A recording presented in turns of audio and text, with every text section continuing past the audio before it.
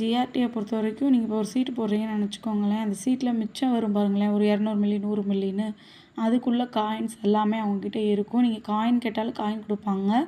இல்லைன்னா அதுக்கு ஏற்ற மாதிரி நீங்கள் வெள்ளி பொருள் இல்லை வேறு ஏதாவது எக்ஸ்ட்ராவும் நீங்கள் பர்ச்சேஸ் பண்ணிக்கிறீங்கனாலும் வாங்கிக்கலாம் அவங்கக்கிட்ட. அதே நேரத்தில் காயின் வேணும்னீங்கன்னா இந்த மாதிரி குட்டி காயின் கொடுப்பாங்க.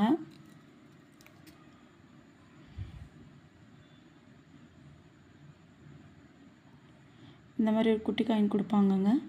நீங்கள் கேட்டிங்கன்னா அவங்க தருவாங்க.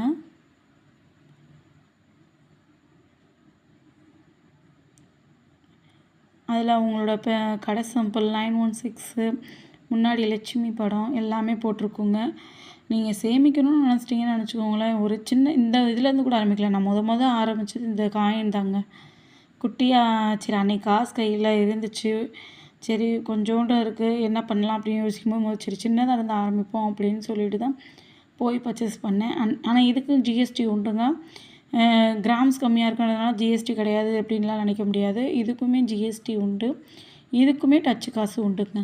இப்போ 1 பவுனு இல்லை 1/2 கிராமு 1 கிராம் காயினு அந்த மாதிரி எடுக்கிறவங்களுக்கு தான் டச்சு காசுன்னு இல்லை. மில்லிகிராமில் எடுத்தோம்னாலுமே இதுக்கும் டச்சு காசு உண்டு. இது வாங்கி நான் 1 வருஷம் ஆகிப்போச்சு. சேவ் பண்ணிக்கிட்டே வர காயின்ஸோடு இதையும் வச்சுருக்கேன். நீங்களும் இதே மாதிரி குட்டி குட்டியாக கூட சேவ் பண்ணலாம். கொஞ்சம் கொஞ்சம் அமௌண்ட்டுக்காக வாங்கினாலும் நாளைக்கு ஒரு 1 பவுனு இல்லை 5 பவுன் 10 பவுன்னு சேர்ந்த உடனே காயின் என்ன பண்ணலாம், நீங்கள் அவங்ககிட்டயே கூட அவங்க காயினை கொடுத்துடலாம். ஆனால் என்ன கேட்குறாங்கன்னா பில்லு இப்போ ரொம்ப இம்பார்ட்டண்ட்டாக கேட்குறாங்கங்க. பில்லு நம்ம ரொம்ப காயின் சேர்த்து வச்சுருக்கோம்னா பில்லு ரொம்ப கேட்குறாங்க. நீங்கள் ஜிஆர்டியில் வாங்குறீங்க இல்லை வேறு கடைகள்னாலுமே வாங்குகிறோம்னாலும் 1 வருஷத்துக்கு மினிமம் அந்த பில்லை வச்சுக்கோங்க.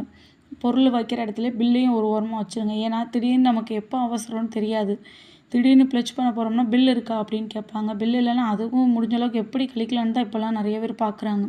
அதனால் முடிஞ்ச அளவுக்கு பில்லு சேமித்தே வைங்க. 1 வருஷம் கழித்து வேணான்னா நீங்கள் இது பண்ணிக்கலாம். அது வரைக்கும் மட்டும் மிஸ் பண்ணாமல் கொஞ்சம் வச்சுக்கோங்க. இது எவ்வளோ கிராமு, இதோட ரேட் என்ன, இதுக்கு எவ்வளோ கட்டினன்றதெல்லாம் வாங்க பார்க்கலாம். இதாங்க நான் வாங்கும்போது, ஆனால் இது நான் வந்து 2023 வாங்கினேங்க. ஒரு பிப்ரவரி மாதம் ஃபுல்லாக வாங்கியிருப்பேன்னு நினைக்கிறேன். மில்லிகிராம் வந்து 97 மில்லிங்க. அன்னைக்கு 1 கிராமோட ரேட்டு பாருங்கள் 5580 ரூபா. மில்லிகிராமோட ப்ரைஸ் வந்து 541 26 பைசான்ற மாதிரி கணக்குங்க. ஜிஆர்டியில் வந்து மேக்கிங் சார்ஜ் வந்து 50 ரூபா பண்ணுறாங்கங்க. அதே மாதிரி எல்லாம் டோட்டல் பண்ணி பார்க்கும்போது இங்கே பாருங்கள், மில்லிகிராமோட விலை 541, அப்புறம் இன்ட்டு 50, அப்புறம் மொத்தமான ரேட்டுங்க. இது மொத்தமாக இது பண்ணும்போது எவ்வளோ வருது, அப்புறம் இது பண்ணுறது இல்லைனா ₹1 கூட கழிக்க மாட்டாங்க. கிராமோட சேர்த்து கடைசியாக எல்லாம் பில்லும் கட்டி ஜிஎஸ்டி எல்லாம் கட்டிட்டு ₹608 வந்துச்சுங்க, 99 பைசா. ஆனால் ₹608 தான் பில்லுக்கு இது பண்ணிக்கிட்டாங்க. ஆனால் இதில் வந்து ஒன்று கூட கழிக்கலங்க. அந்த டச்சு காசுலையாவது கொஞ்சம் இது பண்ணுங்கள், 50 ரூபா தானே அப்படின்ற மாதிரி மேக்கிங் சார்ஜில் இது பண்ணுங்கள் அப்படின்னு சொன்னோம்னா கழிக்கவே முடியாதுன்ட்டாங்க. காயினை பொறுத்த வரைக்கும் ஃபிக்ஸடு ப்ரைஸ் தாங்க. இதுலேருந்து ₹1 கழிக்க முடியாது. ஜிஎஸ்டி கட்டி தான் ஆகணும், மேக்கிங் சார்ஜும் கட்டி தான் ஆகணும். இதே நீங்கள் கோல்டு ஏதாவது வாங்கி கொஞ்சம் கழிங்கன்னு சொன்னீங்கன்னா கூட ஏதாவது சேதாரம் செய்கூலியில் ஏதாவது கொஞ்சம் கம்மி பண்ணி கொடுப்பேன், இதில் ஒன்றுமே பண்ண முடியாது அப்படின்ட்டாங்க. அதனால் முடிஞ்ச அளவுக்கு காயினாக சேர்க்குறவங்க வந்து கொஞ்சம் அதிகமாக சேர்க்க பாருங்கள். இப்போ ஒரு 1/2 பவுனு 1 பவுனு அந்த மாதிரி சேர்க்க பாருங்கள். ஏன்னா ஒரு 4 கிராமு 8 கிராமுன்னு நம்ம வாங்கும்போது முழுசாக வாங்கும்போது ஜிஎஸ்டியும் கொஞ்சம் கம்மியாகும், இந்த மேக்கிங் சார்ஜ் காசும் கொஞ்சம் கம்மியாகும் நமக்கு. இப்படி கொஞ்சம் கிராமாக வாங்கும்போது கொஞ்சம் நமக்கு அதிகமாக தான் ஆகும். மேக்கிங் சார்ஜும் இப்படி கட்டிக்கிட்டே வருவோம், அப்புறம் ஜிஎஸ்டியும் இதுக்கு கட்டிக்கிட்டே தான் வருவோம். அதுக்கு முடிஞ்ச அளவுக்கு நீங்கள் உங்கள் பிள்ளைங்களுக்கு கோல்டு காயினில் தான் இன்வெஸ்ட் பண்ண போகிறீங்கன்னா ஒரு 1/2 பவுனு இல்லை 1 பவுன் அந்த மாதிரி காயின்ஸ் எடுத்து போய் இல்லைன்னு நினச்சிக்கோங்களேன். பாப்பா இருக்காங்கன்ற பட்சத்தில் காயினில் இன்வெஸ்ட் பண்ணாமல் நகையிலே இன்வெஸ்ட் பண்ணுங்கள். பாப்பாங்களுக்கு ஒரு செயின், தோடு, மோதிரம் அந்த மாதிரி மோதிரத்தில் ரொம்ப இன்வெஸ்ட் பண்ணாதீங்க. ஏன்னா பிள்ளைங்க வளர்ந்துக்கிட்டே இருக்கிறதுனால அது பத்தாமல் கூட போகலாம்.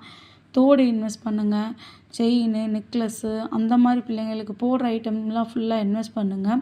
வளையல் அந்த மாதிரிலாம் நீங்கள் பாப்பாங்களுக்கு எடுத்து வைக்கலாம். அதெல்லாம் எடுத்து வச்சு இன்னும் சேமிக்கணும்னு பட்சத்தில் நீங்கள் கோல்டு காயினில் இன்வெஸ்ட் பண்ணுங்கள். எடுத்தோடனே ரொம்ப கோல்டு காயின்லேயே இன்வெஸ்ட் பண்ணாதீங்க. ஏன்னா அதுக்கு செய்கூலி சேதாரமும் இது பண்ணுற மாதிரி மேக்கிங் சார்ஜும் போடுறாங்க பாருங்கள். கோல்டில் காயினுக்கும் மேக்கிங் சார்ஜ் போடுறாங்கன்ற பட்சத்துக்கு நீங்கள் இதில் இன்வெஸ்ட் பண்ணுறதுக்கு நீங்கள் நகையாகவே எடுத்துடலாம். ஏன் சீட்டு போடுங்கன்னு சொல்கிறேன்னா, சீட்டு போட்டிங்கன்னா செய்கூலி சேதாரம் நம்ம கம்மியாகும். ஜிஎஸ்டி மட்டும் தான் கட்டுவோம். அது நம்ம அன்றைக்கே மொத்த அமௌண்ட்டு கட்டி எடுத்தாலும் ஜிஎஸ்டி கட்டுவோம், இல்லை சீட்டு போட்டாலும் ஜிஎஸ்டி கட்டுவோம்.